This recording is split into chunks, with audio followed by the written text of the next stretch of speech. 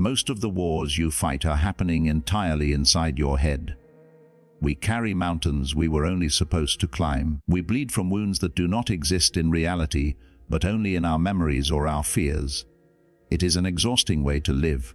We are tired, not just physically tired from labor, but weary deep in the soul. We are anxious, overstimulated by an endless stream of digital noise, and constantly seeking a peace that feels distant, foreign, or utterly impossible to find in this frantic modern age. We look outward for a solution, a new job, a new partner, a new city, when the true source of our suffering is always internal. But what if the chaos isn't the world outside your window? What if the chaos is merely your reaction to the world? What if the peace you crave is not a destination you travel to, but a decision you make, right now, in this moment? This video is not about changing your life on the outside. It is about restructuring the architecture of your mind. We are going to look at 10 ancient truths that, when practiced with quiet discipline, dissolve the crushing weight you are carrying. This is not self-help. This is philosophy designed for survival. Listen closely. This is for the part of you that is ready to let go of the burden of unnecessary suffering.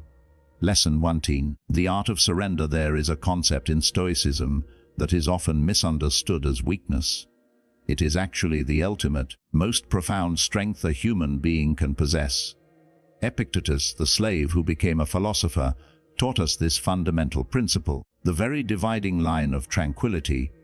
There is only one way to happiness, and that is to cease worrying about things which are beyond the power of our will. We suffer because we demand the universe behave the way we want it to.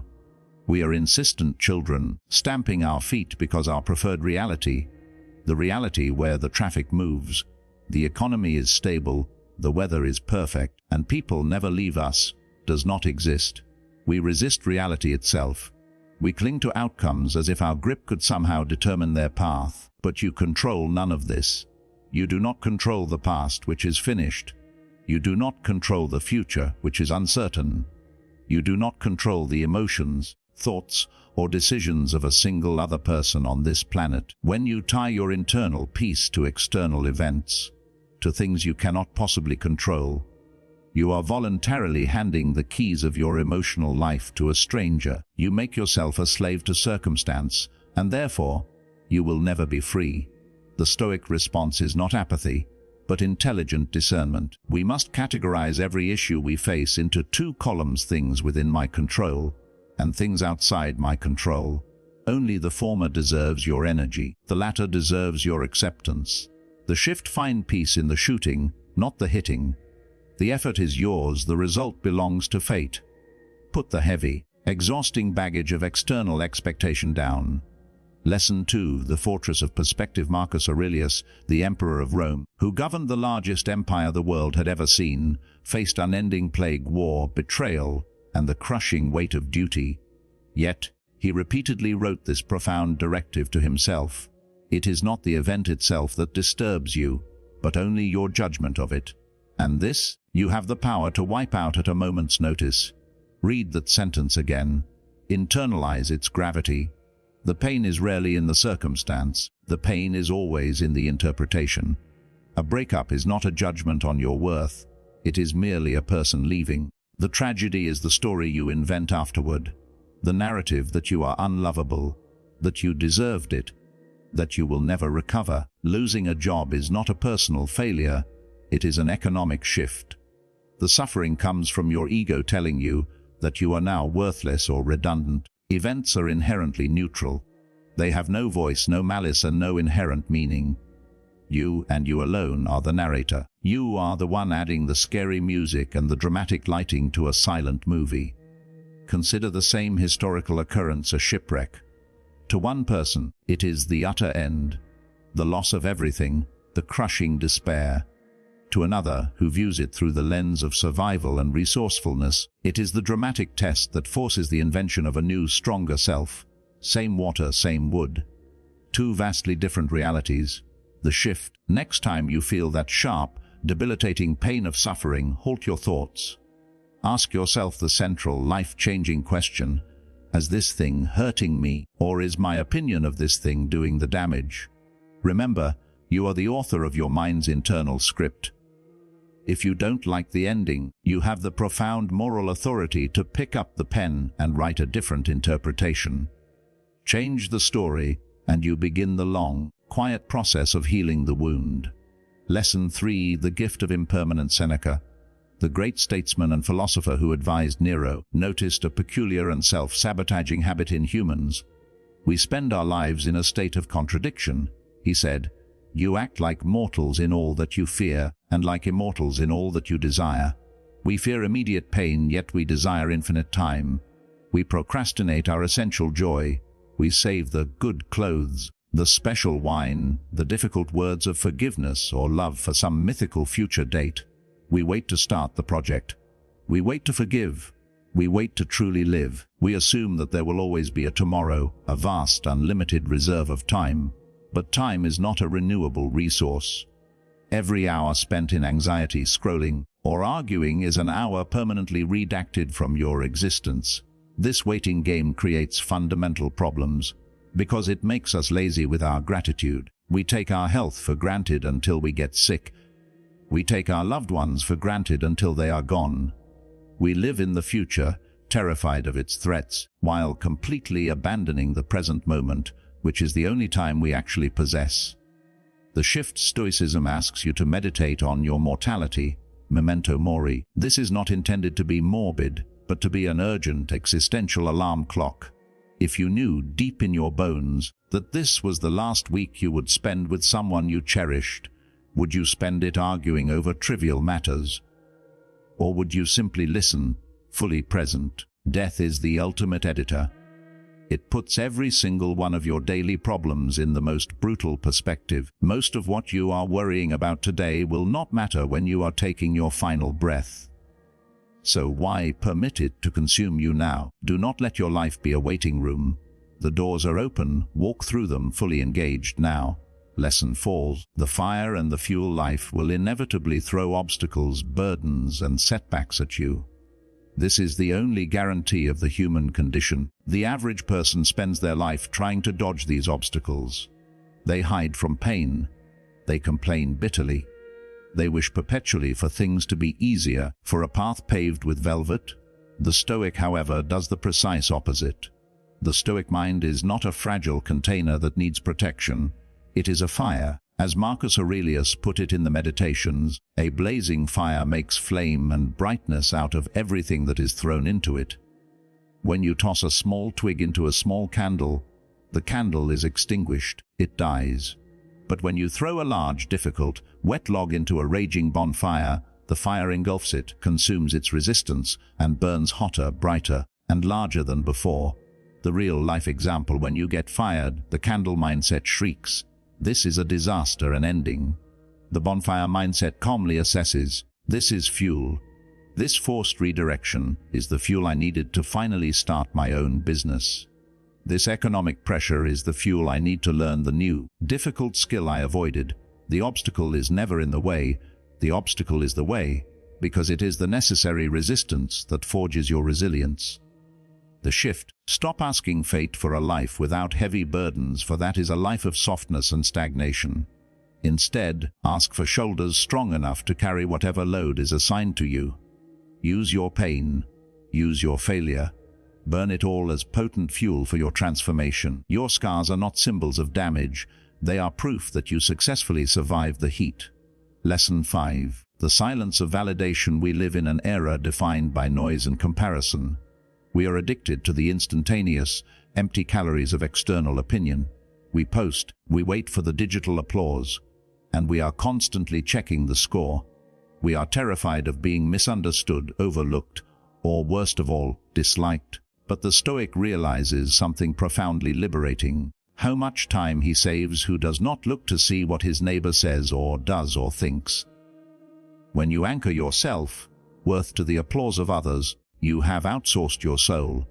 You will live and die by their fickle silence, their passing judgment, or their momentary attention. Your anxiety dissolves the very moment you sincerely decide that your own opinion of yourself, your own internal scorecard, is sufficient. If you are acting with integrity, If you are genuinely kind, if you are disciplined in the pursuit of virtue, it ceases to matter if the entire world misunderstands you, criticizes you, or ignores you. Their judgment is merely another external event, and you have already mastered how to deal with those. The shift: imagine a monolithic rock on the ocean beach. The waves crash over it relentlessly, sometimes a gentle tide, sometimes a violent storm. The rock does not move. It does not ask the waves for permission to exist or for their approval of its shape. Be that rock. Your life is not a performance for the gallery. The only applause that truly matters comes from your own conscience, quiet and steady. Everything else is just noise that will eventually fade. Lesson 60. The practice of pre-emption. We call this rigorous Stoic technique premeditatio malorum, the premeditation of evils. It sounds deeply dark or pessimistic, but it is, in fact, the root of radical, vibrant gratitude. Seneca advised us centuries ago, "He robs the present who is too much concerned about the future." We are habitually caught off guard by inevitable suffering. We become complacent, assuming our current health, wealth, and comfort are permanent fixtures. Then, when the accident happens, when the job is lost, or the relationship dissolves, we are utterly shattered, because we were mentally unprepared for the reality of change. The Stoic does not ignore the potential storm. They stare directly into it. The real-life example: every morning, before you allow the day's tasks to consume you, pause and ask yourself, what good things right now could I realistically lose today? My closest friend might move away. My health might falter. The money in the bank could be gone. This is not pessimism, it is preventative psychological medicine. It instantly generates massive gratitude for what you currently possess. When you mentally rehearse the possibility of loss, you fiercely value the presence of the thing right now. The shift: the imagined problems of tomorrow have no power over you today. Instead of fearing future loss, use the prospect of that loss to generate immediate, undeniable, overwhelming appreciation for this moment, this breath, and the people standing beside you. Stop treating your blessings as permanent, entitled fixtures. Hold them gently, knowing they are borrowed. The temporary nature of joy does not diminish it. It makes it infinitely more precious. Lesson 7. The inner scorecard. The most critical fight any human will ever face is not external against an enemy, but the daily battle against your own nature when it tempts you toward weakness, dishonesty, or bitterness. Marcus Aurelius insisted that the only true, non-negotiable good is character itself. The soul is dyed by its thoughts. Run the short distance, and do what reason tells you. We often dramatically overcomplicate our purpose. We look for grand, sweeping, world-changing missions. But the Stoics teach that the only thing you have to do every single day is act in accordance with the 4 cardinal virtues: courage, justice, temperance, and wisdom. The real-life example: a painful, difficult conversation arises at work. Do you choose expedience, a quick lie, or omission to avoid conflict? Or do you choose justice, the difficult, uncomfortable truth? A tempting distraction appears late at night. Do you choose indulgence, the easy, immediate pleasure? Or do you choose temperance, disciplined focus on your long-term goal? The solution to most of your daily problems lies in choosing the higher path in small, quiet, unseen moments. This commitment creates an inner scorecard, a personal assessment of your own moral worth that cannot be taken away by critics, bad luck, or fate. The shift: true freedom is not the absence of pressure, but the ability to choose your response when life presses down on you. Your character is your only possession that is truly immune to chance. Your life is a magnificent sculpture you are carving, one tiny, deliberate choice at a time. Make sure the marble you leave behind is worthy of the effort. Lesson 80. The power of voluntary hardship. We are creatures of comfort, and comfort is the silent killer of the spirit. Seneca asked the Romans to deliberately practice discomfort. Set aside a certain number of days, during which you shall be content with the scantiest and cheapest fare, with coarse clothes, and with the freedom to ask yourself, is this the condition that I once feared? We fear poverty, we fear cold, we fear hunger. But we never test ourselves against these fears when we are strong. We wait until we are forced into them, This makes us spiritually soft and fragile. The real-life example. The practice of voluntary hardship involves choosing the cold shower when you want the heat. It means fasting a meal when you have the food. It means walking home instead of taking the easy ride. The purpose is not asceticism, the purpose is rehearsal. Every time you deny a small, trivial comfort, you are sending a powerful message to your anxiety. I do not need this thing to survive. I am more resilient than I appear. The shift. Seek out challenges not because you are a masochist, but because they are proof that your happiness is not dependent on luxury. When external fortune finally strips you of your comfort, your mind will reply, I've been here before. I know how to handle this. Build your armor during peacetime. Lesson 90. The sympathy of the whole in our isolation. We tend to believe our suffering is unique, singular, and overwhelming. This is a common error of perspective. Marcus Aurelius often wrote about our place in the cosmic order. Everything that happens is either endurable or not. If it is endurable, then endure it. If it is not endurable, then stop complaining. Your destruction will mean its end as well. The Stoic believes in sympathia, the understanding that we are all interconnected parts of a vast, intelligent universe. Your troubles, while painful to you, are shared by countless others now, in the past, and in the future. The real-life example. When dealing with a difficult colleague, remember that their actions are the result of their own errors in judgment, their own private suffering. Instead of anger, offer sympathy. When feeling utterly small and insignificant due to failure, look up at the stars. See the vast, indifferent order of the cosmos. Your singular moment of pain is merely a ripple in a cosmic ocean. This perspective does not minimize the pain, but it puts it in a grander context, reminding you that you are not the center of the universe, and that is a relief. The shift. Stop viewing your suffering as a personal tragedy orchestrated against you. See it as the unavoidable, common price of being a conscious human being connected to the whole. Offer empathy outward and you receive peace inward. Lesson Hente. The value of silence. We fill our lives with constant noise, music, podcasts, notifications, anything to avoid the uncomfortable, unsettling sound of our own thoughts. Epictetus preached the necessity of self-governance. If you would not have a man disclose your secrets, don't disclose them yourself. Don't be too talkative at table. The core lesson here is not about secrets, it is about protecting the inner fortress. If you constantly consume, you never create. If you constantly talk, you never listen to the quiet, subtle voice of reason. Our minds are poisoned by the sheer volume of external data. The real-life example. The practice of silence is to actively seek periods of genuine stillness. No phone, no book, no distraction. This is where you conduct the necessary internal audit. This is where you truly examine your fears, your judgments, and your desires without the world shouting over them. Silence is the laboratory of the soul. The shift. Seek silence not as an empty space, but as a fertile ground for genuine insight. The peace you crave is not found in the external world, it is found in the stillness behind the world's noise.